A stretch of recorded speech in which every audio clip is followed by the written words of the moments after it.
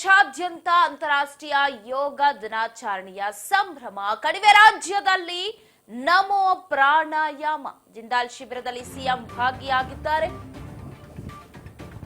ಇತ್ತ ಕಾಶ್ಮೀರದಲ್ಲಿ ನಮೋ ಪ್ರಾಣಾಯಾಮ.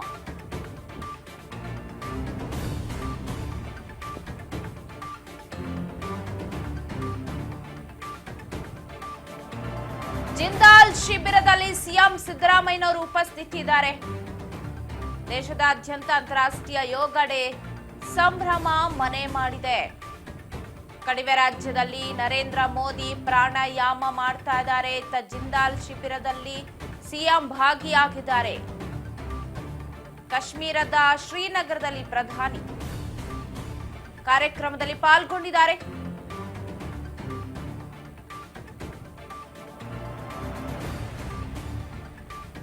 ಶ್ರೀನಗರವನ್ನ red zone ಆಗಿ ಘೋಷಣೆ ಮಾಡಿದ್ದಾರೆ. ಯಾಕಂದ್ರೆ ಮೋದಿ ಅವರು ಇವತ್ತು ತೆರಳುತ್ತಾರೆ, ಅಲ್ಲಿ ಯೋಗ ದಿನಾಚರಣೆಯಲ್ಲಿ ಭಾಗಿಯಾಗ್ತಾರೆ.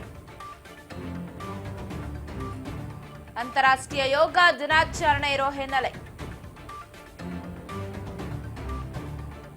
ದೇಶದಾದ್ಯಂತ ಇವತ್ತು ಯೋಗ ದಿನಾಚರಣೆಯನ್ನ ಆಚರಿಸ್ತಾ ಇದ್ದಾರೆ.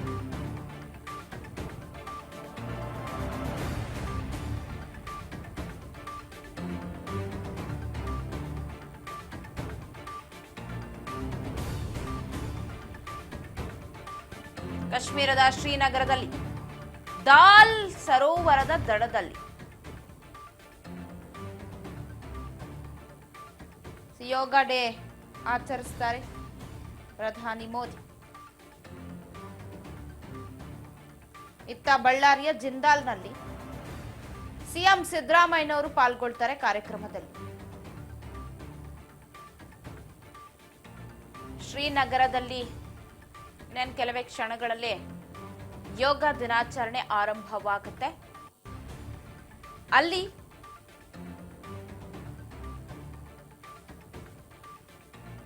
ಮೋದಿ ಅವರು ಕೂಡ ಪಾಲ್ಗೊಳ್ತಾರೆ. ಅಂತಾರಾಷ್ಟ್ರೀಯ ಯೋಗ ದಿನಾಚರಣೆಯ ಸಂಭ್ರಮದಲ್ಲಿ ಅವರು ಕೂಡ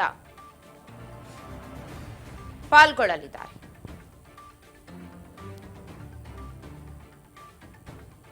ಅಂತಾರಾಷ್ಟ್ರೀಯ ಯೋಗ ದಿನಾಚರಣೆ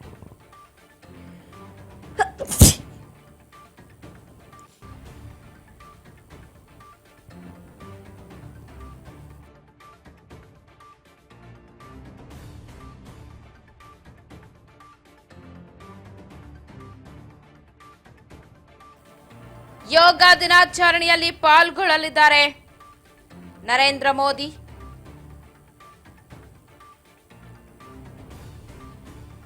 ಇನ್ನೇನು ಕೆಲವೇ ಕ್ಷಣಗಳಲ್ಲೇ ಆರಂಭವಾಗುತ್ತೆ ಅಲ್ಲಿ ಕಾರ್ಯಕ್ರಮ.